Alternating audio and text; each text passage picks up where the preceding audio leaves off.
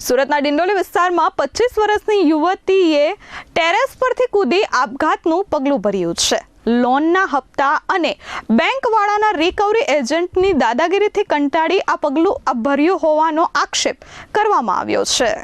સુરતના ડિંડોલીના પોશ વિસ્તાર ગણાતા શ્રીકૃષ્ણ હેરિટેજમાં ગઈકાલે સાંજે એક યુવતીએ આપઘાત કરી લેતા ચકચાર મચી ગઈ છે। યુવતીએ હાઈરાઇઝ બિલ્ડિંગ પરથી મોતની છલાંગ લગાવી હતી।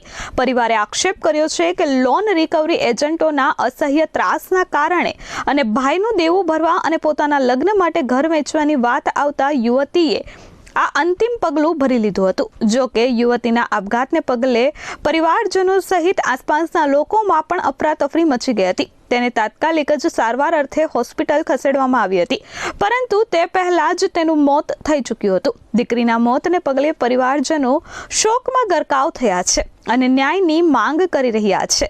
ડિંડોલી પીઆઈએ જણાવ્યું હતું કે યુવતીના ભાઈને કરોડ રૂપિયાનું દેવું થઈ ગયું હતું અને યુવતી પોતે ઉંમરલાયક હતી, એટલે ઘરમાં વાત ચાલી હતી કે આપણું જે ઘર છે તેને વેચી નાખીએ અને તેમાંથી આ દેવું પણ ભરી દઈએ અને તેના લગ્ન પણ કરી નાખીએ, જેથી યુવતીએ આ મોટું પગલું ભરી લીધું હતું। હાલ પોલીસે સમગ્ર મામલે તપાસ શરૂ કરી છે। Bureau report S24 news Surat.